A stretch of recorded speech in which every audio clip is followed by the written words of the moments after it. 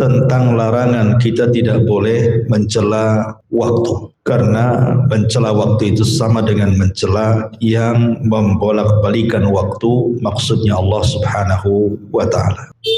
Baik, kita baca dulu dalilnya baru kita jelaskan. Allah Subhanahu wa taala berfirman di dalam surah Al-Jathiyah ayat 24. Qalu ma hiya illa hayatuna dunya namutu wa nahya wa ma yuhlikuna illa dahr wa ma lahum bidzalika min ilmin inhum illa yadhunnun.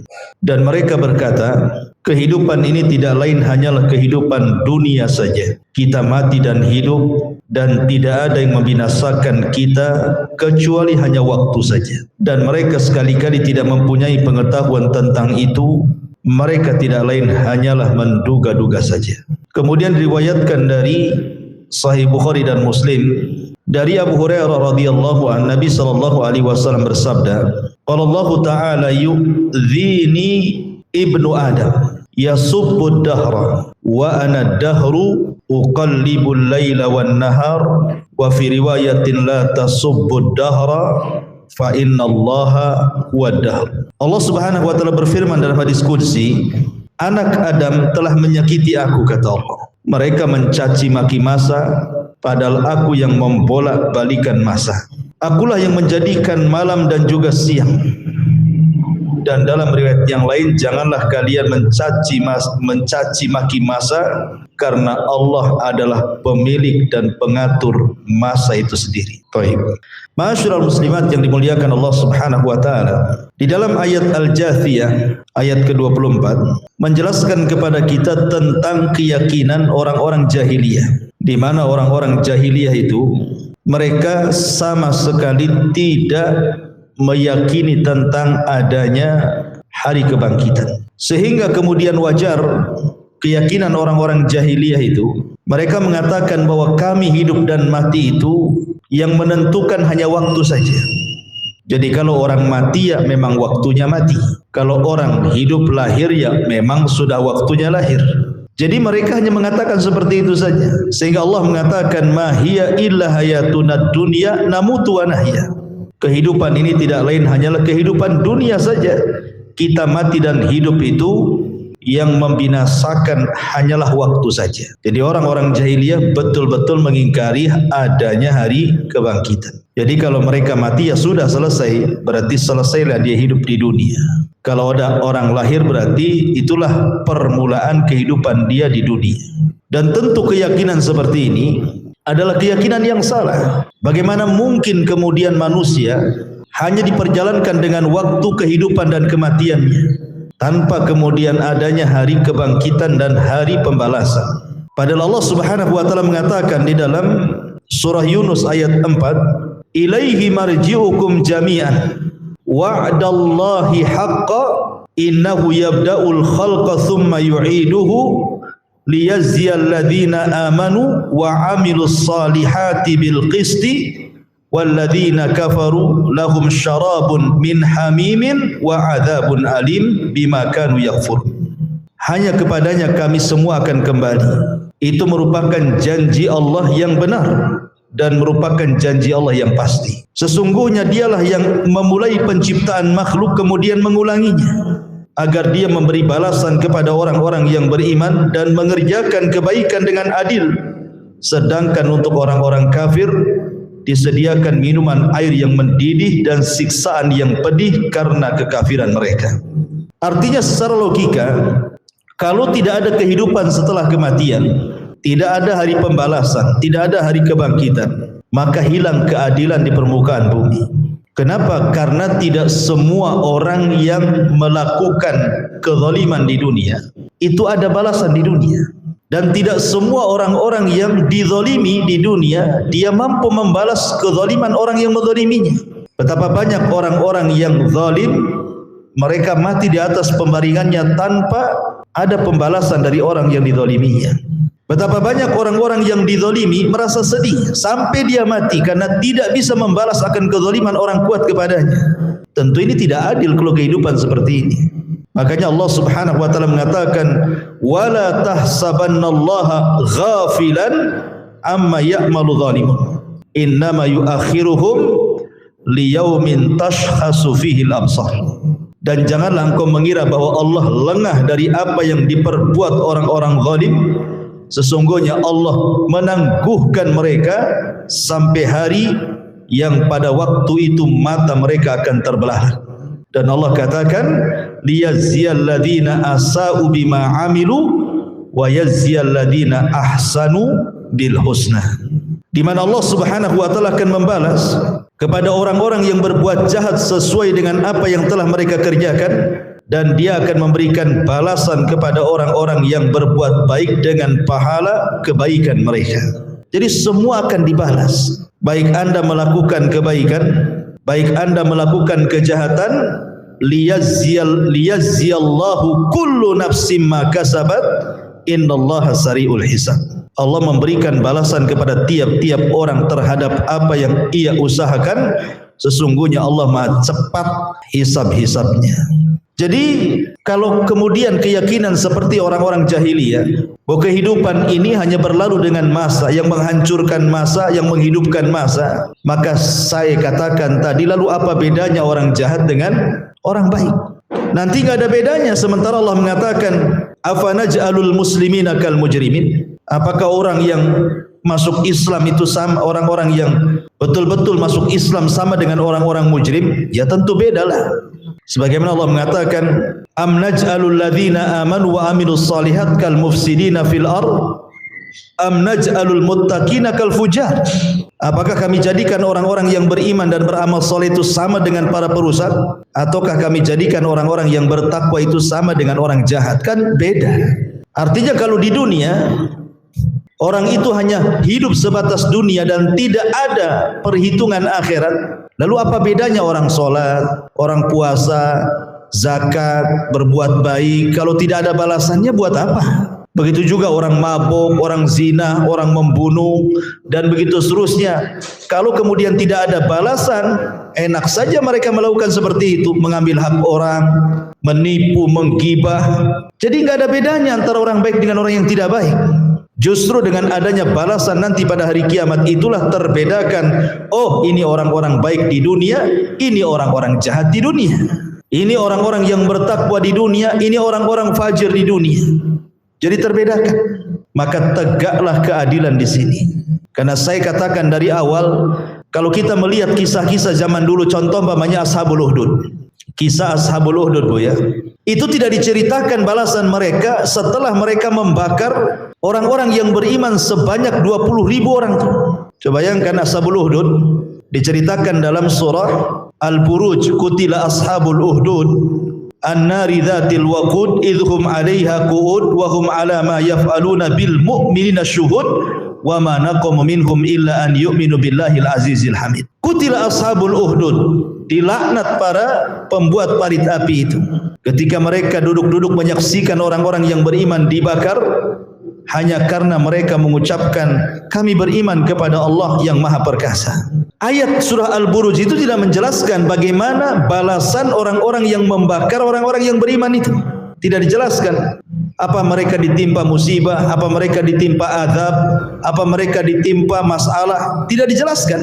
Hanya menjelaskan kezalimannya saja, bahwa mereka membakar orang-orang yang beriman. Tapi pertanyaannya, apakah ketika Allah tidak menjelaskan balasan mereka di dunia, apakah mereka diazab seperti azabnya kaum Lut umpamanya, azabnya kaum Ad umpamanya, kemudian mereka bebas melenggang setelah menyiksa orang-orang yang beriman, mereka akan dibiarkan begitu saja? Tidak, pasti akan ada balasannya kelak pada hari kiamat. Tidak di dunia, diakhirkan pada hari kiamat. Itulah makanya dalam Islam itu kita diajarkan tentang adanya hari kebangkitan, diajarkan adanya hari di mana ada kehidupan setelah kematian, biar tegak keadilan. Makanya ada seorang tabi'in namanya Sa'id bin Zubair rahimahullahu ta'ala. Sa'id bin Zubair ini, ketika dia hendak dibunuh oleh Hajjaj ibn Yusuf Al-Thaqafi, kemudian Sa'id ibn Zubair ketika itu mengatakan kepada Hajjaj, silahkan kalau kau bunuh aku, bunuh saja. Kata Hajjaj, pilihlah kematian yang sesuai dengan kesukaanmu, katanya. Kata Sa'id ibn Zubair, terserah kamu, tapi ingat, setelah engkau membunuhku, kelak ada kisos di hadapan Allah Azza wa Jalla. Kata Sa'id ibn Zubair bahwa kelak setelah engkau membunuhku, ada kisos di hadapan Allah Azza wa Jalla. Sa'id mengingatkan kepada Hajjaj bahwa kehidupan ini bukan hanya kehidupan dunia saja. Bahwa kita ini hidup dan mati bukan hanya di dunia saja, tapi ada kehidupan setelah kematian, ada kisos. Sebagaimana Abdullah ibn Abbas radhiyallahu anhu mengatakan, kelak orang-orang yang dibunuh itu akan datang menghadap kepada Allah dengan tangannya mengangkat kepalanya, menenteng kepalanya, dan tangan kirinya menyeret pembunuhnya. Kemudian dikatakan kepada Allah Subhanahu wa taala, sal hadza lima qatalani. Tanya orang ini, ya Rabb, kenapa dia sampai membunuhku? Ada kisos. Jangankan lagi manusia, kambing yang bertanduk, yang suka menanduk kambing yang tidak bertanduk saja akan dihisab pada hari kiamat, apalagi manusia. Maka kita katakan kepada orang-orang yang mengingkari hari kebangkitan itu, pertama, bahwa hari kebangkitan itu sesuatu yang sifatnya tawatur, yang sifatnya berita yang sudah menyeluruh, yang dinukilkan oleh para nabi ke para nabi, para rasul kepada para rasul, dari satu kitab ke kitab berikutnya sampai kepada Rasul kita Muhammad sallallahu alaihi wasallam, dan juga Al-Qur'an yang dibawanya. Artinya keimanan tentang adanya hari bangkit diyakini semua agama. Bukan hanya Islam saja meyakini ada kehidupan setelah kematian itu. Hatta di luar daripada Islam pun sama. Lihat orang-orang Nasrani. Kalau kita melihat hari ini ada saudara kita dari Nasrani meninggal, mereka itu ada salonnya, Bu, salon jenazah namanya. Kalau punya uang itu bisa didandani pakai jas, ya Bu ya. Nanti pakai bunga, pakai parfum, petinya pun yang bagus gitu ya. Kemudian baru dimasukkan ke liang lahat. Pertanyaannya, kalau memang tidak ada kehidupan setelah kematian, ngapain didandani gitu loh maksudnya. Ketika didandani berarti yakin ada kehidupan setelah kematian. Itu di luar agama Islam ya, orang-orang Nasrani. Artinya bahwa semua kitab-kitab langit, semua agama sebelum Islam menetapkan adanya hari kebangkitan. Ini yang pertama. Yang kedua, bahwa adanya hari kebangkitan itu disaksikan oleh akal setiap manusia. Oleh akal setiap manusia. Kalau orang punya akal itu tidak mungkin mengingkari adanya hari kebangkitan. Ya. Kenapa demikian? Kita lihatlah di alam semesta bagaimana Allah menciptakan langit dan bumi yang lebih besar dibandingkan kita manusia. Allah sanggup menciptakan adanya langit. Allah sanggup menciptakan adanya bumi. Gak mungkinlah Allah gak sanggup menciptakan kita kedua kalinya, kan mustahil. Itu pemikiran yang jahat namanya ya. Allah saja sanggup menciptakan yang lebih besar dibandingkan kita, gak ada apa-apanya. Apalagi mengembalikan ciptaan kita, itu lebih mudah bagi Allah. Kemudian juga kita lihat di sekeliling kita, apabila ada lapangan yang gersang, tiba-tiba kemudian turun hujan, kemudian kok tiba-tiba tumbuh rerumputan. Pertanyaannya loh, siapa yang menumbuhkan rumput itu? Kok tahu-tahu ujung-ujung hijau saja lapangan itu gara-gara dihempas hujan? Maka jawabannya Allah Subhanahu wa taala. Maka itu kan menunjukkan bahwa secara akal bahwa ada hari kehidupan setelah kematian ini. Apalagi kalau kita melihat kisah-kisah dalam Al-Quran, bagaimana Allah Subhanahu wa taala sanggup menghidupkan orang setelah kematian, seperti kisah Nabi Uzair yang ditidurkan 1 abad, kemudian dibangunkan oleh Allah Subhanahu wa taala ketika dia lewat di sebuah kota di Palestina hancur lebur. Kemudian dia merenung dan mengatakan, bagaimana mungkin Allah mampu menghidupkan kota ini setelah kematiannya. Akhirnya Allah matikan Uzair ini 1 abad, kemudian Allah hidupkan kembali, dan rupanya kota itu sudah hidup kembali. Untuk menunjukkan apa? Annallaha ala kulli syai'in qadir. Allah itu segala sesuatu maha mampu. Kemudian juga kisah Nabi Hazkiyah. Ketika dia lewat ke sebuah tempat, semua jasad manusia bergelimpangan di mana-mana. Rupanya mereka terkena penyakit taun. Akhirnya Nabi Hazkiyah berdoa kepada Allah agar dihidupkan semua. Akhirnya hidup semua tuh. Sehingga Allah Subhanahu wa taala berfirman di dalam Al-Qur'anul Karim, bagaimana Allah Subhanahu wa taala menghidupkan mereka, dan begitu seterusnya. Artinya secara akal, secara nas bahwa ada kehidupan setelah kematian. Syahidnya di sini adalah kenapa mu'alif rahimahullahu taala dalam kitab tauhid ini menjadikan surah Al-Jathi ayat 24 ini dijadikan bab barang siapa mencaci maki masa ataupun waktu maka dia telah menyakiti Allah Subhanahu wa taala. Karena begini, waktu itu sesuatu yang tidak bisa kita lihat, Bu. Waktu itu tidak sesuatu yang tidak bisa kita lihat, kan. Pergantian adanya malam, adanya siang, kemudian peristiwa-peristiwa yang terjadi di siang dan malam hari, itu kan kita tidak bisa menyentuh dengan panca indera. Sesuatu yang tidak bisa disentuh, tidak kelihatan bendanya waktu itu. Yang namanya waktu kan gak kelihatan, tahu-tahu malam, tahu-tahu siang, tahu-tahu malam lagi, tahu-tahu siang lagi, tahu-tahu lewat 1 hari, tahu-tahu seminggu, tahu-tahu sebulan, tahu-tahu setahun, dan begitu seterusnya. Waktu itu akan berjalan. Lah ketika kemudian orang-orang kafir ini mengatakan bahwa kami ini dihidupkan oleh waktu dan dimatikan oleh waktu, itu sama saja menyamakan waktu itu dengan Allah Subhanahu wa taala. Karena kita katakan orang Islam bahwa yang menghidupkan kita Allah, yang mematikan kita Allah, bahkan waktu sendiri yang membalak-balikan Allah. Tiba-tiba kemudian mereka mengatakan kami ini hidup dan mati karena waktu. Maka ini menyekutukan Allah Subhanahu wa taala. Justru waktu itulah dibolak-balikan Allah. Ada siang, ada malam. Siapa yang membuat waktu itu siang? Allah. Siapa yang membuat waktu itu malam? Allah. Jadi yang membolak-balikan siang dan malam itu Allah, gitu ya. Termasuk yang menghidupkan kita, yang mematikan kita, yang memberikan rizki kepada kita, dan begitu seterusnya. Sementara orang-orang musyrik ini seolah-olah yang menghidupkan dan mematikan mereka adalah waktu. Berarti mensejajarkan waktu dengan sang pencipta waktu. Disitulah kesyirikannya. Ini yang pertama. Yang kedua, hadis yang dikeluarkan Imam Bukhari dan juga hadis yang dikeluarkan Imam Muslim dari Abu Hurairah radhiyallahu anhu, Rasul bersabda, qala Allah Ta'ala, Allah berfirman, menunjukkan hadis ini adalah hadis Qudsi. Ingat, hadis Qudsi berbeda dengan Al-Quran. Kalau Al-Quran lafaz dan maknanya dari Allah. Kalau hadis Qudsi ada yang mengatakan maknanya dari Allah, lafaznya dari Rasulullah. Kalau hadis Qudsi langsung tidak ada perantara antara Rasul dengan Allah Subhanahu wa taala. Berdialog antara Allah dengan Rasul. Kalau Al-Quran lewat malaikat Jibril.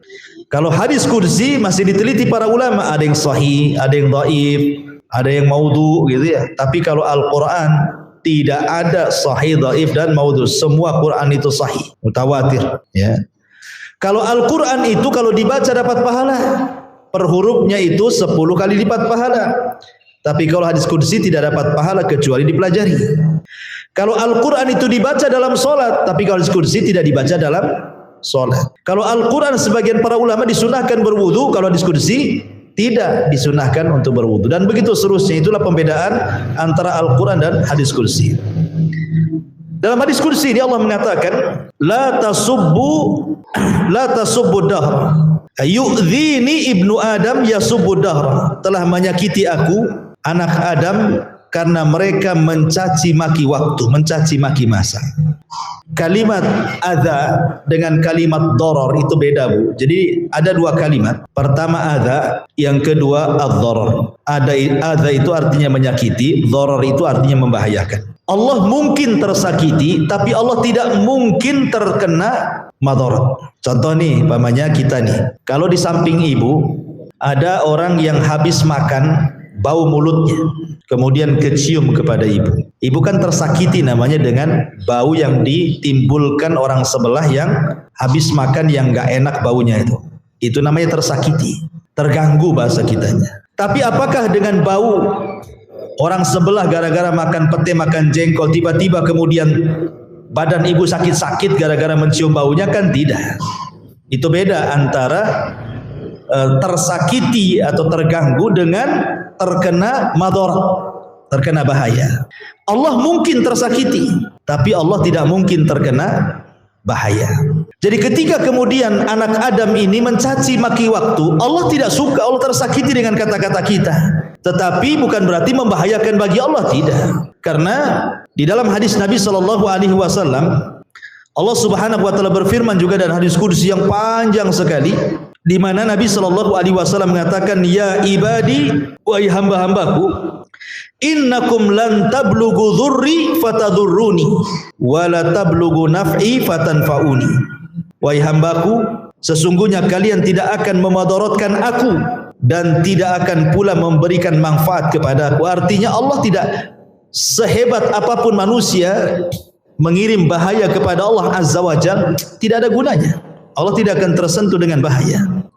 Tapi kalau tersakiti mungkin dengan kata-kata kita Allah tidak suka gitu ya. Allah tidak suka dengan maksiat, itu kan karena tersakiti Allah itu. Tapi apakah Allah terkena bahaya? Kan tidak. Gak mungkin Allah terkena bahaya. Ya. Artinya di sini ketika seorang hamba kemudian mencaci maki waktu, itu sama dengan menyakiti Allah Subhanahu wa taala. Makanya dalam hadis yang lain Rasul mengatakan, la yaqulanna ahadukum ya khaybatad dahri fa innallaha huwa dahr. Janganlah kalian mengatakan, duh ini waktu yang sial, karena Allah adalah dahar. Artinya Allah yang membolak-balikan waktu. Karena gini Bu, di masyarakat itu sering saya dengar ada orang mengatakan hari ini hari apes. Nada Bu ya, apes sekali hari ini. Ada ya, sering Ibu dengar kalimat gitu kan, apes sekali hari ini hari apes, malam ini malam laknat kan gitu. Atau bulan ini bulan sial, atau bulan Safar ini bulan sial. Sialan tahu-tahu udah sore kan itu ya. Sore yang sial, pagi yang sial, malam yang sial. Tidak boleh Bu kalimat seperti ini. Aduh hari ini apes sekali. Itu yang paling banyak saya dengar tuh. Hari tidak ada yang apes, sore tidak ada yang sial, malam tidak ada yang terlaknat. Waktu itu ciptaan Allah. Waktu itu makhluk Bu. Allah itu menciptakan yang disebut dengan waktu. Adanya malam, adanya siang, itu disebut waktu. Waktu itu tidak punya dosa. Ketika kita mencela waktu itu sama dengan mencela makhluk yang tidak berhak untuk dicela. Salah waktu itu apa gitu loh maksudnya Bu ya. Kenapa Ibu mencela waktu? Emang waktu salah apa sama Ibu? Waktu itu makhluk Allah. Ada siang, ada malam, diciptakan oleh Allah Azza wa Jalla. Tidak berdosa sama sekali waktu itu, karena Allah yang membolak-balikan ada siang, ada malam. Tiba-tiba makhluk yang Allah ciptakan tak berdosa, kita cela-cela pula. Artinya mencela waktu itu sama dengan mencela makhluk yang tidak berhak untuk dicela. Gak boleh ya. Oh dasar waktu sial, zaman edan. Kan ada Bu yang ngomong zaman edan Bu. Ini zamannya zaman edan. Yang edan itu orangnya, zamannya enggak edan. Karena dari dulu ya zaman ya begini, ada siang ada malam. Ya. Aduh dasar apes nih hari ini. Hari enggak ada yang apes, Ibu yang apes. Ya. Aduh sore-sore sudah sial. Ibu yang sial bukan sorenya. Sore itu tiap hari ada sore. Ya. Maka tidak boleh seseorang itu menyial-nyialkan waktu, melaknat-laknat waktu, mengapes-apeskan waktu, dan begitu seterusnya, tidak boleh. Ya, karena dengan mencela waktu itu sama dengan mencela yang membolak-balikan waktu. Siapa? Allah namanya. Seperti umpamanya nih di negeri kita nih, apabila datang bulan Muharram, dan ada bulan Muharram itu, ada sebagian orang menganggap bulan Muharram itu bulan sial, terutama di Jawa sana. Sehingga sebagian mereka karena takut terkena sial bulan Muharram, ada yang merendam keris-keris, pusaka-pusaka, kemudian terkadang membuat acara-acara ritual tertentu untuk terhindar dari kesialan bulan Muharram. Akhirnya tidak berani bangun rumah di bulan Muharram karena takut roboh, tidak mau menikah di bulan Muharram karena takut cepat cerai, tidak berani naruh bisnis karena takut bangkrut. Ini apa ini? Ya, ini sama dengan mencela bulan. Bulan Muharram itu sama dengan bulan Safar. Bulan Safar sama dengan Ramadan. Ramadan sama dengan Syawal. Dan begitu seterusnya. Semua hari, semua minggu, semua bulan, semua tahun itu sama. Ya, jangan dibeda-bedakan, karena ada di masyarakat itu mau nikah saja kadang-kadang pilih hari, pilih bulan. Kenapa enggak di bulan ini saja? Ini kurang bagus nih hari ini gitu. Bulan ini kurang bagus nih, yang bagus nih hari ini. Lah ketika kita mengatakan yang bagus hari ini, seolah-olah hari yang lain tidak bagus. Itu sama dengan mencela waktu. Tidak boleh. Nikah di hari apa saja, di minggu apa saja, di bulan apa saja, tidak ada masalah. Ya. Jadi jangan sampai kemudian mencela waktu. Waktu itu sama saja. Ada orang mau berbisnis datang ke orang pintar. Kira-kira kapan nih saya berbisnis? Oh ambillah bulan ini karena nampaknya bulan ini bulan bagus. Subhanallah, semua bulan sama. Yang menentukan rizki Allah, yang membolak-balikan siang malam Allah. Jadi sekali lagi Bu, jangan mengucapkan kalimat-kalimat yang terkandung celaan kepada waktu, itu sama dengan menyakiti Allah Subhanahu wa ta'ala. Walaupun dalam hal ini memang para ulama terbagi menjadi 3 pendapat. Kalau hanya sekedar penghabaran, tidak mencela, seperti mengatakan, aduh hari ini panas sekali, hari ini dingin sekali, itu tidak mencela waktu. Ya, kalau hanya menghabarkan saja bahwa hari ini panas, ya, hari ini dingin, itu tidak apa-apa. Tapi kalau seandainya kemudian dia menasabkan bahwa setiap keburukan, setiap kebaikan itu waktu yang melakukannya, itu syirik besar tuh. Itu syirik besar, menandingkan waktu dengan Allah Subhanahu wa taala, yang justru dia yang membolak-balikan waktu.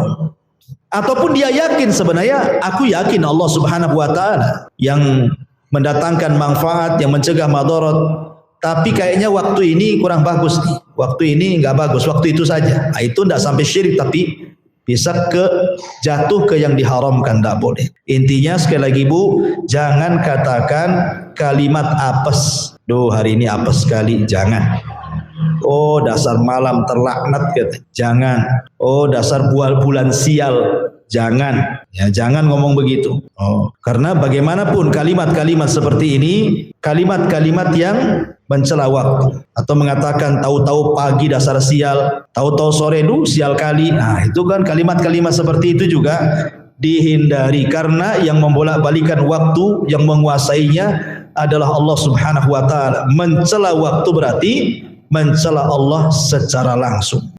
Ma'asyiral muslimat yang dimuliakan Allah Subhanahu wa taala, dijelaskan oleh sebagian para ulama, kenapa manusia itu kok suka kali mencela, sampai kepada waktu pun dia cela. Allah Subhanahu wa taala berfirman dalam surah Al-Ma'arij ayat 19:21, innal insana khuliqa halu'a idza massahu syarru jazu'a wa idza massahu khairu manu'a. Sungguh manusia diciptakan bersifat keluh kesah. Apabila dia ditimpa kesusahan, dia berkeluh kesah.